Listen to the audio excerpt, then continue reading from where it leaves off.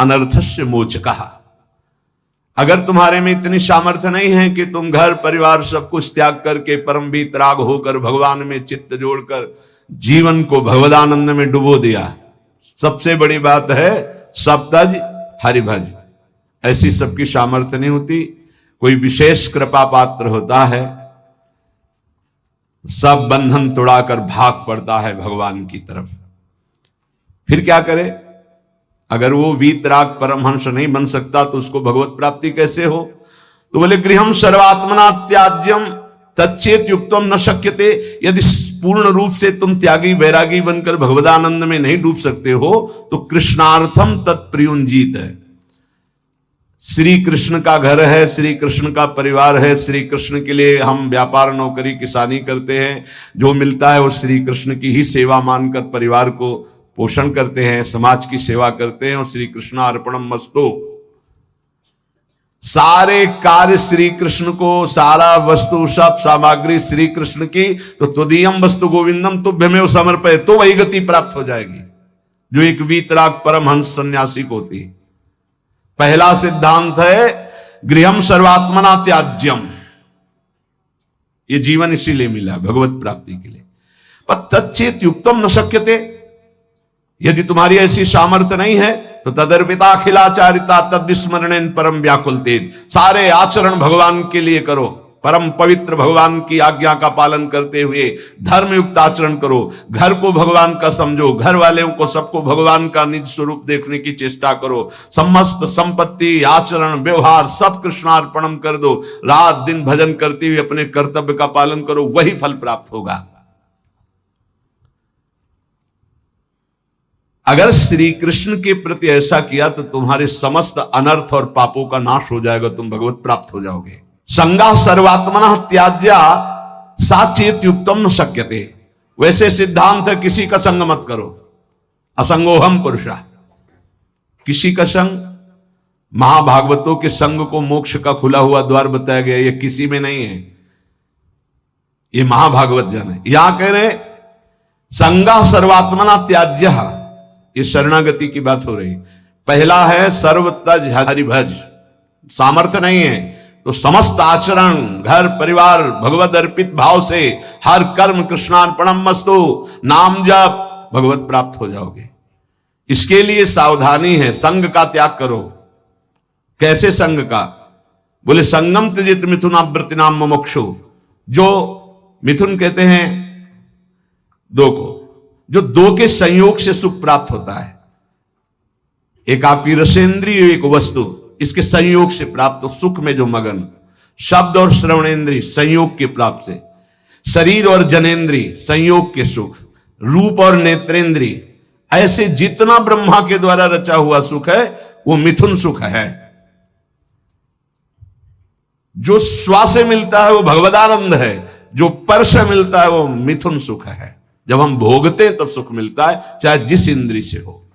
संगम त्यजेत मिथुन वृत्ति नाम मुमुक्षु, जो मुक्त होना चाहता है, भगवत प्राप्त करना चाहता है, उस शब्द स्पर्श रूप रस गंध का भोक्ता ना बन बैठे। कैसे फिर इससे निपटे? बोले भगवद अर्पित, भगवद अर्पित जीवन, भगवद अर्पित भोग, भगवद अर्पित विचार, मुक्त हो जाओगे। संगा सर्वात्मना त्याज्य, पूर्ण रूप से संग का त्याग कर दे, न विषय संग न विषयी पुरुष का संग, एकमात्र महाभागवतों का संग, भगवत प्रेमियों का संग बड़ा दुर्लभ है। साचेत युक्तम न शक्यते, यदि तुम ऐसा नहीं कर सकते तो सासद भी सह कर्तव्य संता संगम्य भेषजम, फिर ऐसा करो, जो सतमार्ग में चलने वाले व्यक्ति हैं केवल उन्हीं का संग करो, जिनके पास बैठने से भगवत चर्चा होती है, नाम जप की बात होती है, भगवत कीर्तन भगवत गुणानुवाद सुनने को मिलता है, बोधयंता परस्परम, ऐसा संग करो। चाहे स्त्री पुरुष घर गृहस्थी कोई भी हो, जिसके पास बैठने से भगवत चर्चा होती है, भगवत नाम, ऐसे लोगों का संग करो। शासद भी सा कर्तव्य, यही कर्तव्य है कि जो सद आचरण करने वाले लोग हैं उनका। पहली बात तो संगम सर्वात्मना त्याज्य, पर ऐसा करना बड़ा कठिन। साचेत युक्तम न शक्यते, ऐसा सब नहीं कर सकते, तो बोले संग करो। फिर किसका? बोले सासद भी, जो सद्मार्ग में चलने वाले हैं, जो अपने कर्तव्य का पालन करने वाले हैं। संता संगस्य भेषजम, और कहीं संत समागम मिल जाए तब तो भौष रोग से निवृत्ति होने की औषधि है संतजन। संत समागम मिला मानो संस्कृति के चक्र का अंत हो गया। बड़े भाग पाई सतसंगा, विनय प्रयास होई भवभंगा। भार्यादिरनुकूलश्चेत् कारयेत् भगवत् क्रियाः, उदासीने स्वयं कुर्यात् प्रतिकूले गृहं त्यजेत्, तत्यागे दूषणम नास्ति यतो विष्णु परांगमुखः। यदि आप गृहस्थी में फंस चुके हैं, अब आपको भगवत प्राप्ति कैसे हो, तो कह रहे हैं स्त्री आदि परिवार जो भी है सबको भगवत परायण होने की शिक्षा दी जाए। सब नाम जप करो। हमसे अगर तुम अपनापन रखते हो तो 10 मिनट ही सही, पर तुम नाम जप करो। भगवत प्राप्ति के लिए कैसे घर का माहौल होना चाहिए ये बता रहे हैं। भार्यादि अनुकूलस, पत्नी को अनुकूल बनाओ। अनुकूल बनाने का मतलब उसको शासन के द्वारा अनुकूल नहीं बनाया जाता, किसी को प्रेम के द्वारा अनुकूल। प्रेम की भाषा बिना पढ़े लिखे लोग भी जानते हैं, पशु भी जानता है। छोटा बच्चा है, दुलार करो प्रेम से, ऐसे पुचकारो, किलकारियां मानने लगेगा। अभी उसको कोई ज्ञान नहीं, लेकिन प्रेम की भाषा वो भी जानता है। फिर वो तो अर्धांगिनी पत्नी है। लोगों के हृदय में पता नहीं क्या धारणा बैठ गई है। पुरुष रूप में हो गए तो अपने को पता नहीं ब्रह्म मानते क्या मानते हैं, कि लड़की वाला ब्याह करने आ रहा है, तुमको अपनी बेटी तुम्हारे घर में भेज रहा है, तुम्हारे जीवन भर के लिए तुम्हारा साथी चुन रहा है, तो लड़की वाले की तरफ ऐसी भावना की जाती मानो कोई पाप करके आया हो, कि आज मेरी पुत्री सुंदर है, पढ़े लिखे है, पर हमारे पास धन नहीं, तो जहां जाता हूं अपमान होता है। नहीं, इतने में तो नहीं होगा ब्याह। तुम्हारा केवल लड़का है इसलिए तुम इतने गर्व में हो।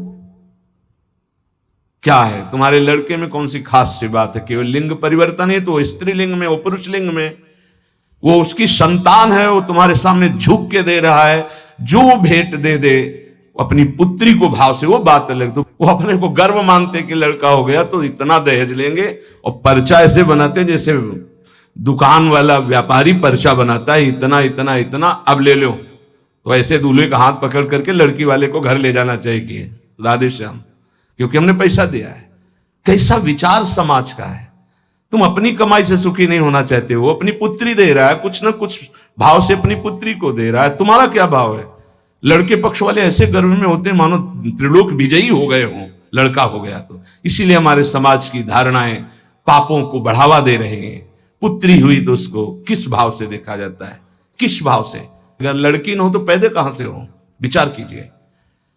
तो तुम्हारी जो पत्नी बनी हो तुम्हारे समान है, 1 इंच भी तुमसे कम नहीं किसी बात में। ईश्वर का तत्व जो तुम्हारे हृदय में, उसके हृदय में जो पांच भौतिक दे तुम्हारी, वो उसकी दे, वो अपने घर का त्याग करके तुम्हारे घर में आई है, तुम्हारी अर्धांगिनी बनी है। तो चाहिए कि तुम्हें प्यार के द्वारा अनुकूल, भार्यादि अनुकूलश्चेत् कारयेत् भगवत् क्रियाः। प्रेम में बड़ी सामर्थ्य है। किसका परिवर्तन प्रेम से नहीं हो सकता है? कभी समाज में अगर ये बात समझ में आ जाए कि ये दहेज लेना नरक जाने का कार्य है।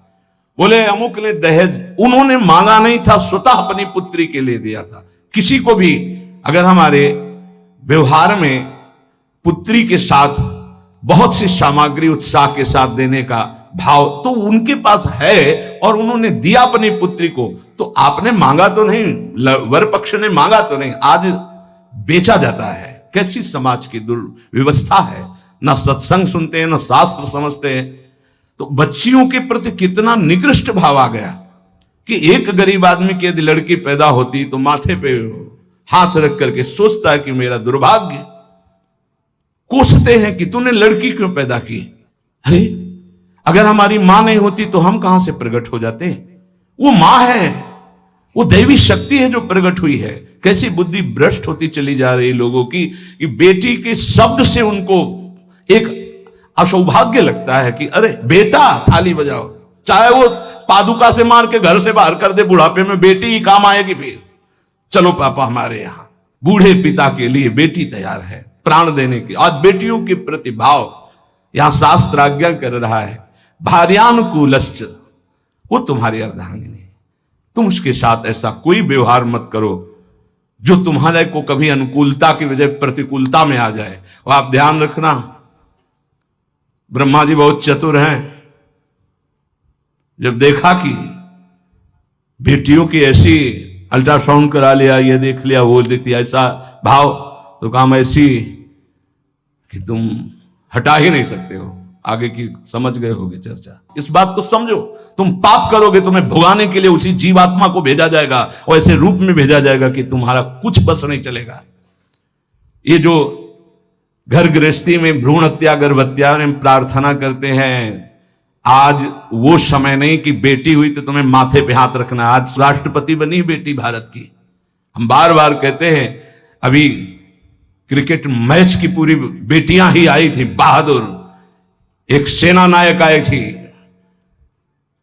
होश उड़ जाए उसकी दृष्टि मिलाने में। ये शेरनी भारत की दैवी शक्तियां है। कैसा विचार बन रहा है, पति अपने को भगवान समझता है, पत्नी को भगवत भाव में नहीं देखता है, कलह अशांति मची रहती है। अब अगर आप कह रहे हैं कि हमारी पत्नी ही ऐसी है, तो आज तुम बहुत सीधे साधे दिखाई दे रहे हो। तुम्हारे कर्म ऐसे थे कि उस देवी के रूप में आई, हर प्रतिकूलता तेरे सामने। अब अगर आप अनुकूल चलना नहीं सीखोगे तो भगवान का विधान ऐसा है कि तुम्हें हर कदम पर दुख प्रदान करेगा। समान भाव, इसलिए भगवान शिव ने दिखाया कि आधा शिव तो आधा शक्ति, यही स्वरूप, सब शिव स्वरूप है, सब भगवत स्वरूप है, यही होना चाहिए। अर्धांग पे विराजमान अंबा, और इधर भगवान शिव, इधर अंबा का स्वरूप वही है, दूसरा कोई नहीं है। भगवान ही पत्नी के रूप में है। शास्त्र आज्ञा कर रहा है भगवत प्राप्ति के लिए, भार्यादिर अनुकूलश्च, पहले पत्नी को अनुकूल बनाओ, भगवान को अनुकूल बनाने के लिए परिवार में भगवत भाव पहले लाओ। कलह अशांति, ऐसे प्रेम में बहुत बड़ी ताकत है। इसीलिए हम कहते हैं आज हमारे जो भागवतिक प्रेम की तरफ चलने की बात जाने दो, सांसारिक प्रेम का नाश हो रहा है। ये जो चला है ना आजकल, बच्चा बच्ची का इधर उधर का भाव, ये सब, ये प्रेम का, प्यार का नाश कर रहा है। जो समर्पण होना चाहिए वो बिल्कुल बहुत सावधान, दोनों पक्ष को सावधान होने की जरूरत है। भगवत प्राप्ति गृहस्थी में कैसे करनी है तो बता रहे हैं कि भार्यादि अनुकूलश्चेत कारेत भगवत क्रिया, दोनों मिलकर के भगवत क्रिया करो। पति पत्नी मिलकर धर्म अनुष्ठान करते हुए, घर गृहस्थी के कार्य भगवत समर्पित करते हुए, दोनों नाम जप करते हुए। देखो अभी ये जो आप गर्भ हत्या, भ्रूण हत्या, गर्भपात करते हैं, आपका नाश कर देगा, आपको पता नहीं है। ऐसी जगह आपको पीटेगा कि आप न बता पाओगे न रो पाओगे। हमारी प्रार्थना मान लेना, ये जो गर्भस्थ शिशुओं के साथ अत्याचार होता है, इसका परिणाम बहुत बुरा होता है। महान तेजस्वी अश्वस्थामा ब्रह्म ऋषि गर्भस्थ शिशु परीक्षित पर प्रहार किया तो ब्रह्म तेजहीन करके मुंडन करवा कर, आज भी वो त्राहिमाम बोलता हुआ जहां भी होगा अश्वस्थामा, आज भी वो परेशान घूम रहा, केवल गर्भस्थ शिशु परीक्षित पर ब्रह्म अस्त्र का प्रयोग करने के कारण। और आप तो प्रयोग के, आप तो मार देते हो, आप नष्ट कर देते हो। सत्संग में आए इसलिए सबसे प्रार्थना है, अगर गर्भ हत्या किए तो उसका प्रायश्चित कर लो, और भूल से भी आगे कभी ऐसा मत करना, संयम से रहो। ऐसा कोई कार्य मत करो जिसमें पापाचरण हो जाए और भगवत प्राप्ति के लिए तुम्हारा उत्साह ही कभी न बने, ऐसे पाप बन जाए। भार्यादि अनुकूलश्च, ये हम इसलिए कि कई घटनाएं देखे। हम निमुआ घाट कानपुर में गंगा के किनारे, प्राय जहां एकांतिक घाट होते थे तो वहां व्यवस्थाएं, जैसे जो है आश्रम है तो एक भिक्षा मिल गई, दूर कुटिया कई बनी हुई संतों की खाली है, तो कुछ वर्ष वहां रह जाते थे, वहां रुके। तो आसपास के बड़े जो वैष्णव प्रवृत्ति के थे, भक्त प्रवृत्ति के थे, वो प्राय संतों का संग करने आया करते थे। उसमें एक बहुत ही धनी मानी ब्राह्मण आते थे। एक दिन वो अपनी बेटी को लेके आए तो ऐसे जली हुई पूरी आधी थी, आधा बहुत सुंदर स्वरूप था, आधा सब जला हुआ। तो उसकी आकृति देखकर कहा ऐसा कैसे हो गया? तो उन्होंने कहा कि ये जितनी इधर सुंदर है ऐसे पूरी सुंदर थी। खूब हमारे पास धन था उस समय, बताया शायद है कि 30-35 वर्ष पहले ब्याह किया था, रुपया दे के खूब। पर वो लोग ऐसे लालची निकले कि एक बार ब्याह के बाद जब दोबारा हमारी बेटी गई तो उन्होंने दहेज के लिए सूचना भेजी। उस समय मोबाइल तो था नहीं। फिर हम गए, जो कुछ बना फिर दिया, पर उन्होंने, उन राक्षसों ने बख्शा नहीं।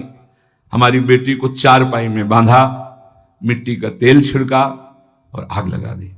अर्थ के लोभ से आग लगाई तो भगवान की ऐसी कृपा, जहां गांठ थी वहीं से आग प्रारंभ हुई, जो रस्सी की गांठ थी। अब जलने वाला चेष्टा फौरन खुल गई, तो जीना के पास ही चारपाई में जीना में चढ़ गई। चढ़ के बगल वाले घर में ऐसे छप्पर में कूद गई और नीचे गई तो वो उनके बड़े भाई का था। जिस भाई का लड़का ब्याह हुआ था उसके बड़े भाई, उनके पास राइफल था। उन्होंने जे ही देखा तो तत्काल कंबल से सुरक्षा की और राइफल निकाली। बाहर निकले, कहा राक्षसों हम तुम्हें बताएंगे, और उसकी सुरक्षा करके पुलिस तक पहुंचाई। बोले तब ये जिंदा हमें वापस हुई। मुकदमा चल रहा है। अब वो ऐसे पूरी जली हुई, क्या उसका अभिशाप उनको सुखी कभी होने दे। आगे चलकर किस योनियों में जाएंगे क्या पता। ये भावनाएं हटा देनी चाहिए। तुम्हारी दासी है, ऐसी भावना नहीं रखें। हाँ, पत्नी को भाव रखना चाहिए कि मेरे प्राणनाथ भगवत स्वरूप हैं, मेरे पति हैं, तो ऐसे ही पत्नी के प्रति भी भाव रखा जाता है। ये मेरी अर्धांगिनी है, मेरी प्राण प्रिया, इसका सर्वस्व अधिकार है हमारी संपत्ति पर, हमारे ऊपर। हम अगर कोई भी कार्य करेंगे तो इससे सलाह लेकर करेंगे, दोनों मिलकर के। भार्यादि अनुकूलश्चेत् कारयेत् भगवत क्रिया, दोनों मिलकर कोई धर्मानुष्ठान करें। अकेले का, गृहस्थी का विषय है, अकेले तुम बोले हम जा रहे हैं मुक्ति, नहीं, पहले अनुमति लीजिए। यहां तक कि महापुरुषों ने सन्यास भी लिया है तो पहले मनाया है, अनुमति ली है। जब उन्होंने अनुमति दे दी तब आगे की क्रिया हुई। माता से अनुमति और पत्नी से अनुमति अत्यंत आवश्यक है। अगर मां विराजमान है तो उसका आदेश, और पत्नी विराजमान तो भले वृद्धा हो गई है पर उसका अधिकार। हमारे शास्त्र में लिखा है यदि वो वानप्रस्थ में जाना जाता है तो ऐसे बात की करे पत्नी से कि यदि आप अपने पुत्रों के साथ रहकर जीवन व्यतीत करना चाहते तो मुझे आदेश करें, मैं तप के द्वारा अपने जीवन को भगवान में मिलाना चाहता हूं। और यदि आप हमारे साथ चलना चाहते तो आपका स्वागत है, हम दोनों बैरागी होकर चले। वो जैसा अनुमति दे ऐसा शास्त्र आज्ञा करता है। ऐसे नहीं मनमानी कि हम स्वतंत्र हैं किसी भी तरह। अगर कोई धर्मानुष्ठान करते हो, पत्नी आपकी है, वो आपका साथ ना दे वो बात अलग है। अगर वो आपके अनुकूल चलती है और आपने कोई धर्मानुष्ठान किया, पत्नी को साथ नहीं ले गए, तो अपने आप उसका ट्रांसफर हो जाएगा उसके पास। पाणिक ग्रहण की कोई खिलवाड़ नहीं, धर्मानुष्ठान ट्रांसफर हो जाएगा। और पूर्ण धर्म का संकल्प तभी माना जाएगा जब वो भार्या तुम्हारे वामांग में विराजमान होगी। जब सिया जी भूमि में विलीन हो गई तो रघुनाथ जी जब यज्ञ किए तो स्वर्ण की सिया जी बनाकर वामांग में विराजमान की गई। और तुम्हारी अर्धांगिनी विराजमान हो, तुम धर्मानुष्ठान करने जा रहे हो, सफल हो जाओगे। भार्यादि अनुकूलश्चेत् कारयेत् भगवत क्रिया। गृहस्थी में हो तो तुम्हें पहले अपने परिवार को अनुकूल बनाना होगा, पत्नी को, माता पिता को, परिवार को भगवत स्वरूप मानते हुए अनुकूल उसको बनाओ धर्म के द्वारा, भागवत भाव के द्वारा। उदासीने स्वयं कुर्यात् प्रतिकूले गृहं त्यजेत्। यहां कह रहे हैं उनकी आज्ञा से सेवादि के द्वारा राजी करके फिर भजन की प्रवृत्ति बढ़ावे। पहले पति पत्नी को अनुकूल करे, परिवार को अनुकूल, जो भगवत प्राप्ति का रास्ता है। ऐसा नहीं जैसे एक दो लोग आए कि अब हम तो नहीं, दोनों राजी तो राजी, नहीं तो धर्म से चलो जैसी धर्म आज्ञा करती। पाणिक ग्रहण के समय ये श्रुतियां, ये शास्त्र जो साक्षी बनाए गए थे वो पति पत्नी के भाव से बनाए गए थे। वो तुम्हारी इच्छा नहीं, लेकिन उसकी भावना की पूर्ति के लिए आपको गृहस्थ धर्म स्वीकार करना चाहिए। अगर भगवत भाव के विरुद्ध और बहुत ही कुटिल स्वभाव है तो देखो यहां शास्त्र का क्या कह रहा है, एकदम विरुद्ध, धर्म विरुद्ध, भगवत भाव विरुद्ध, बिल्कुल कुटिल व्यवहार, तो फिर बात अलग है कि अब वो धर्म में साथ नहीं दे रही तो आप धर्म करो। फिर भी पाणिक ग्रहण किया तो धर्म का हिस्सा उसके समीप जाएगा, उसका कल्याण होगा। ऐसे कोई खिलवाड़ नहीं पाणिक ग्रहण करना। जो परांगमुख, भगवत परांगमुख, भगवत विमुख है, वो कोई भी हो, फिर तो जाके प्रिय, ये सिद्धांत तब लागू, जाके प्रिय न राम वैदेही तजे ताहि कोटि वैरीशम जद्यप परम शनेहि। अनुकूलस्य संकल्पाः प्रतिकूल विसर्जनम रक्षस्यतीति विश्वासो भरतत्वे वर्णे यथा आत्मनैवेद्य कार्पण्ये षड्विधा शरणागते है। अब शरणागति का स्वरूप समझिए। प्रभु के अनुकूल सदैव चलना, इस शरणागति का संकल्प कर लेना चाहिए। जो गीता में, भागवत में जो गुरुजनों ने, संतों ने आदेश किया है वो प्रभु के अनुकूल है। श्री कृष्ण अनुकूलेन प्रतिकूलस्य विसर्जनम, भगवान के, गुरु के, संतों के वाक्यों के प्रतिकूल कभी न चलना। अनुकूलस्य संकल्पाहा, ये जीवन भर के लिए संकल्प लिया जाए अपने लोग मिलकर कि प्राण चाहे चले जाएं, धर्म के विरुद्ध आचरण नहीं करेंगे। प्रतिकूलस्य विसर्जनम, प्रतिकूल आचरण कभी हम प्रभु के नहीं करेंगे, प्रतिकूल आचरण नहीं करेंगे। भूल न दें कुमारग पाऊं, और रक्षित विश्वासो, मेरे भगवान मेरी रक्षा करेंगे, पक्का विश्वास बना लो। शरणागति की तरफ कदम बढ़ाने के लिए ये पक्का विश्वास बना लो, भगवान मेरी रक्षा। कई जगह ऐसी देखा है। एक जगह हम फूल चयन कर रहे थे प्रभु के लिए। अब चित्तवृत्ति प्रयाजों में फूलों को देख, ये फूल ऐसा, और कदम आगे बढ़ रहे थे और वो वाकूफ था। जैसे किसी ने हमको ऐसे रोक दिया, अचानक दृष्टि ऐसे ऐसे रुका, जैसे मानो कोई धक्का मारो, तो एकदम ऐसे अगला कदम जो गिरने वाला था वो एक एक कदम पे प्रभु, एक एक कदम पे, पूरे जीवन की बात करें, एक एक कदम पे प्रभु ने रक्षा की, प्रभु ने ही रक्षा की। तो रक्ष स्थिति विश्वासो, दृढ़ विश्वास करो, जिनकी तुम शरण में हो तुम्हारे को हर समय देख रहे, तुम्हारी रक्षा करेंगे। कभी अगर ऐसी घटना दिखाई दे कि भगवान ने भक्त की रक्षा नहीं की, तो पहली बात है कि बाहरी आडंबर है, भक्ति में विश्वास निष्ठा नहीं है। पहली बात मान लीजिए। बाहर से कभी कभी इतना लुभावना स्वरूप होता है कि हनुमान जी जैसे परम ज्ञानी भी लुभायमान हो जाते हैं। जिस समय वो राम राम का कीर्तन कर रहा था, संत भेष था, पर्णकुटी थी, सरोवर था, बिल्कुल फिट ऐसा लग रहा था, जन्म जन्मांतरों से ऋषि ही है, वो है कालनेमी राक्षस था ना। हनुमान जी जैसे परम ज्ञानी प्रभावित हुए कि नहीं हुए?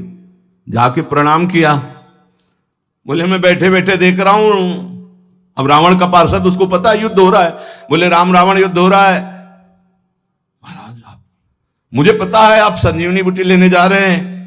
अरे महाराज आप तो त्रिकालज्ञ गए। बोले हाँ, तुमको भी त्रिकालज्ञ बना सकता हूं।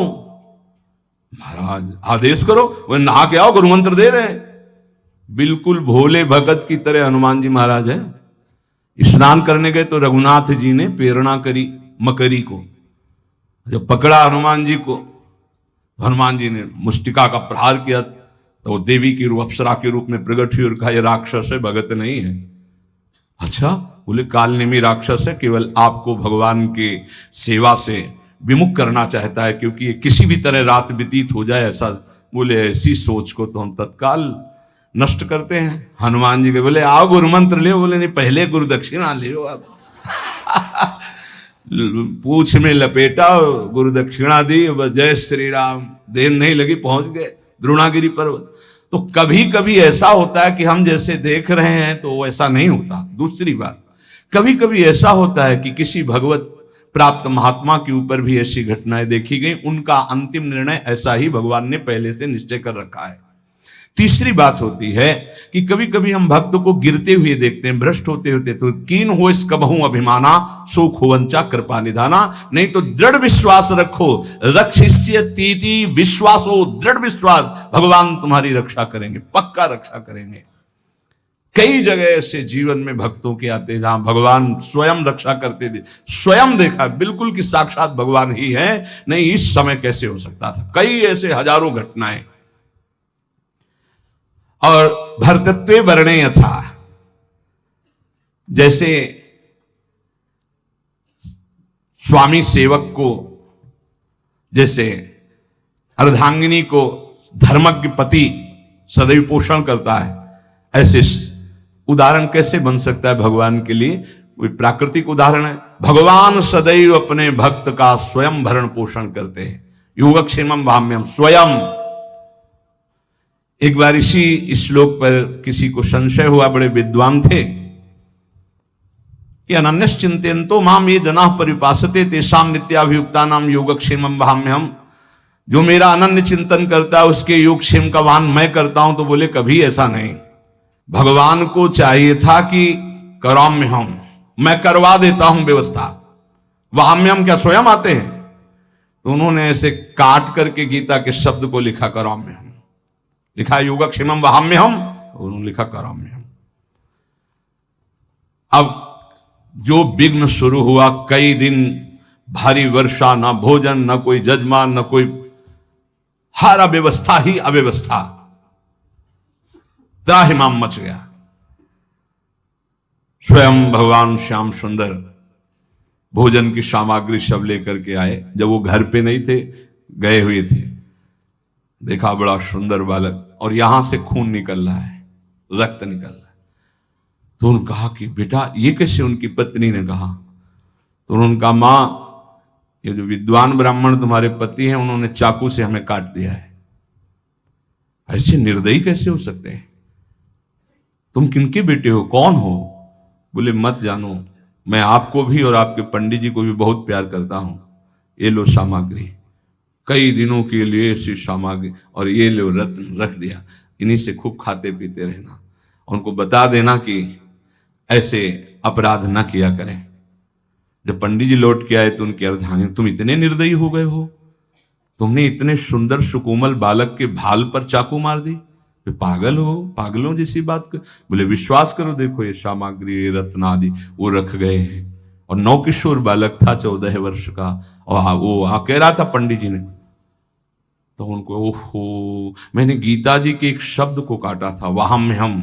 ओ प्रभु मुझे क्षमा करो, मुझे पता नहीं था, हम तो शब्द समझ रहे थे। गीता जी तो साक्षात आपका अंग है, वांग्मय स्वरूप है, और आज मुझे पता चल गया कि आप वहाम्यहम् स्वयं करते हैं, कराम्यहम् किसी को भेजते नहीं, स्वयं आते हैं। हम पहचान नहीं पाते, श्री कृष्ण स्वरूप में आते हैं। तो विश्वासो भरतत्वे वर्णे यथा, भगवान तुम्हारे जीवन भर और जीवन के बाद का भी ठेका लेते हैं यदि तुम शरणागत हो। आत्मनि वेद्य कार्पण्यम, आप अपने आप को समर्पित कर दो भगवान की शरण में और दीन हो जाओ, दैन्य भाव, दीन हो जाओ। दीन का मतलब वास्तविकता से देखो, हम कुछ नहीं कर सकते।